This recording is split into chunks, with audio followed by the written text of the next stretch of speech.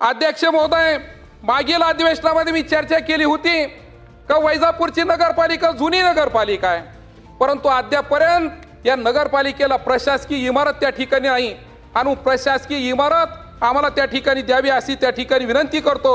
आणि अध्यक्ष महोदय, शेवटचा विषय का नारंगी सारंगी एक मोठा प्रकल्प आमच्या वैजापूर शहरामध्ये, वैजापूर शहरामधून दोन्ही नद्या त्या ठिकाणी वाहत आहे नारंगी सारंगी, परंतु अस्वच्छतेचं प्रमाण खूप मोठ्या प्रमाणामध्ये आणि दोन्ही बाजूला संरक्षण भिंती जर त्या ठिकाणी जर झाल्या तर नारंगी सारंगीचा अस्वच्छतेचा मोठा विषय त्या ठिकाणी निकाली निघणार आहे आणि आपण तेही काम त्या ठिकाणी पूर्ण करावं।